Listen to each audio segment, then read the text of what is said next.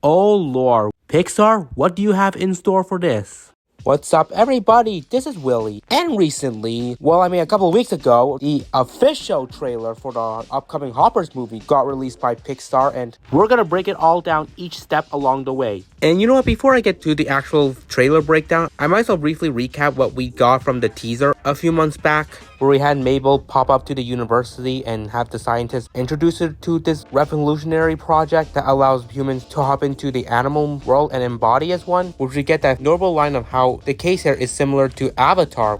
Guys, this is like Avatar. And let's just say, after this trailer, you can definitely see that Mabel meant it literally, as there are so much parallels the movie has with the storyline of Avatar, but I think tweaked a bit better in certain ways. And to understand more of the context of what the trailer gave us, let's now get to the breakdown. So I think the first thing to break down is the whole dynamic sort of thing, as we have Mabel just straight up barging into a class that she is enrolled in, set by Dr. Samantha herself. And it's interesting where this shtick is headed, because among all students, Mabel will end up being the one, selected to partake in this Hopper project. And at least a lot of speculation, why Mabel? Either she's the kind of student that needs a lot more help with the class, so they take this as an opportunity to really show her the sort of essence of science, or even better, Mabel was among the students with the best performance in that class, and she happened to be selected because the scientists felt like she would be the perfect suit for this matter. It's going to be vastly unique to see what this dynamic is going to have on the movie, particularly with Mabel's positioning in the school and what warranted her to be brought into the lab where that project is being held. We'll know then, but now, not so much, especially with how vague it still comes off as. Well, to be fair, it's been known that she is an animal lover, so that could be another thing to glean on too, but at the same time, that would feel blatantly catered towards her if that was the case.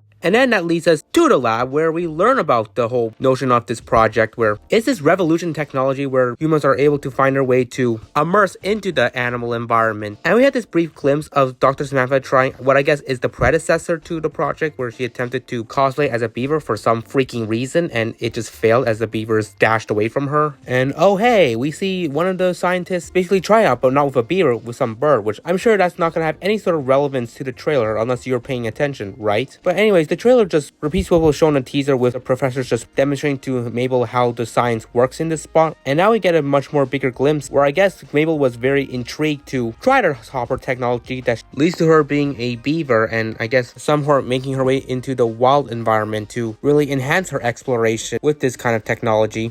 Now, coming back to the teaser, we do recall when Mabel fought off against the bear named Ellen, who was about to eat up that beaver loaf, and her intervention gets criticized for basically disregarding pond rules. And so I guess that's where it leads us to this part, where they bring her over to, I guess, the king, who is a beaver with a small crown, which we do get humorous jokes when the prophecy that animals are wearing tiny crowns for some reason. But anyways, this king named George is being introduced to Mabel and basically has to explain to her pond rules, because she doesn't know any of it, much to the animal's shock. Which I mean, true in the context that they don't know that she's a human that hopped into this beaver-like robot. But hey, on top of that, she is essentially breaking the first rule, where she cannot be a stranger, meaning essentially she has to know everyone's names, even if they look alike. Which I mean, true stranger danger, but at the same time, you're not going to be restricting your community, especially since the wildlife is wide open, that there's leaving for new creatures to reside, and that kind of comes off unfair in that spot. So then we get to the second rule, which is what we saw Mabel blatantly break in the teaser, in that if you gotta eat, you eat, which shows us a worm being taken away by a bird. Rest in peace, that worm. That was really dark. But hey, it explains why Loaf was mad at Mabel for saving him, despite the fact that Ellen was about to munch him, because I guess they had to follow the suit of the rules, which I mean, on paper, yes, it's valid because you gotta eat to survive, but at the same time, it feels like you're just cannibalizing yourselves. And I don't think the logistics surrounding it makes true sense, but in their eyes, for pond rules, I guess it does. But hey, it'll be interesting to see how Mabel really responds to this. Maybe she has the opportunity to try and reform this sort of ruling, so it doesn't have to involve many creatures at risk of the loopholes involving this ruling.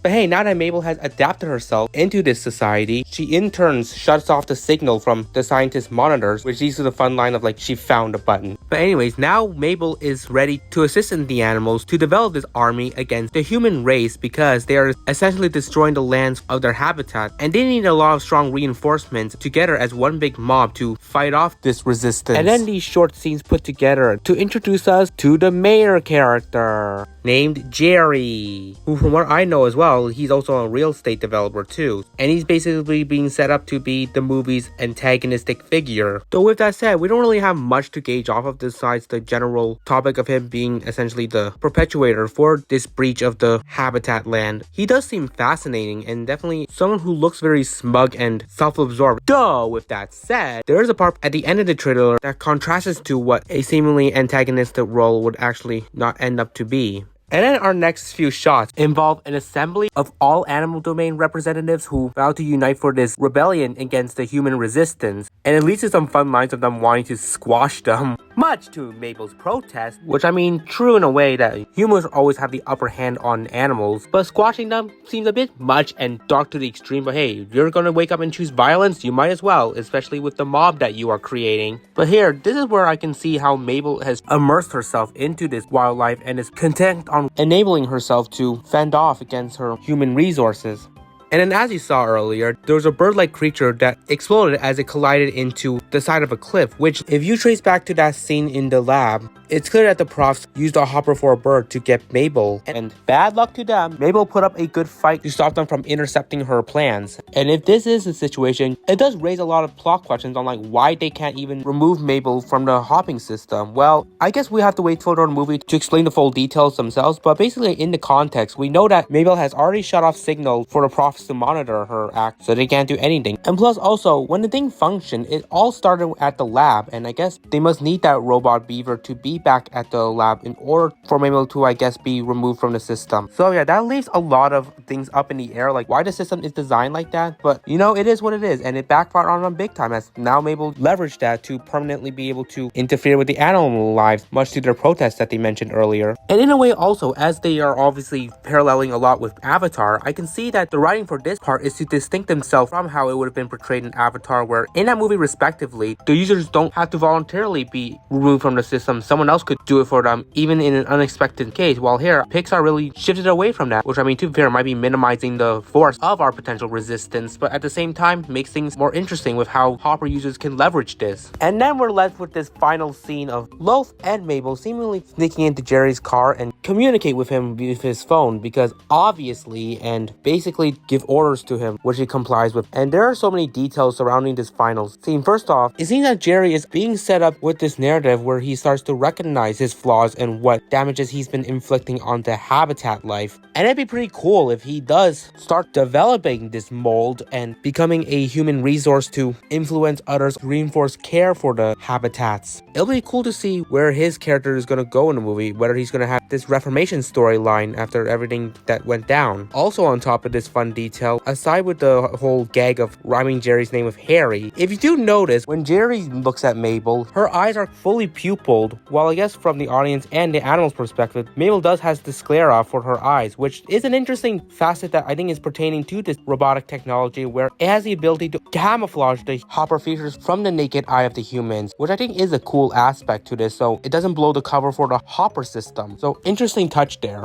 So that was everything from the trailer, and like I said at the beginning, the plot of the movie is seemingly poised to parallel with the narrative of Avatar, and majority of what I described is basically matching with its plot line. I think it was best to not really go too heavy-handed on the reference, because hey, it becomes literal and we don't really need to get too repetitive with it, as well as the fact that we are getting a lot more gaggy material that I think is going to be fun to watch. I mean, yeah, it would seem a bit cliche that they are seemingly trying to match with the narrative of that movie, and it feels a bit oversaturated with what they're doing, though I think with some of the minor tweaks that they did with the Hopper system, as well as potentially giving us a more redemptive and humane narrative for our would-be antagonist. And to iterate, I think the humor is set up to resonate more with some fun dynamics added to it as well. Now, I hate to burst all of y'all's bubbles, but I'm not particularly a big fan of the Avatar movies, where the first one was alright for the first half until it got to the back half that I just simply didn't like how it went down. And then the second movie, while fine, I was mostly not attached to the movie at all, and it's just not notable in the grand scheme of things. But back to talk about the trailer, it does elicit some exciting reaction, particularly on my end as well, which is pretty indifferent than how I am to most given Pixar, considering I just don't really have that attachment to its like contemporary projects. So this movie does seem very promising, and if it does go well, it can be this early introduction to this potential renaissance that Pixar could offer, because Pixar lately has been in a realm where it's been overshadowed by the successes of DreamWorks, and it does feel like it's just allowing DreamWorks to make the competition relatively easy, stemming from its overt charm that it's able to reinforce, while Pixar, and I will include Disney in general, just fails to reach that. And honestly, at the point where I'm at now, where I'm watching glitch shows, they're hypothetically beating them out of their elements. Though back with the main point, it still looks like it's prone for success with how vastly nuanced it feels, not like it's retreading any sort of tropes, and I'm very optimistic about it, blending with the hype inducement that the trailer is exuding. So this was my breakdown and what I think about this upcoming movie. What do you all think and feel about this movie based around the materials that we've been given so far? Tap like and tap subscribe if you feel interested to see me give my critics and commentary on more animated media in the near future. So with that said, I appreciate you guys tuning in.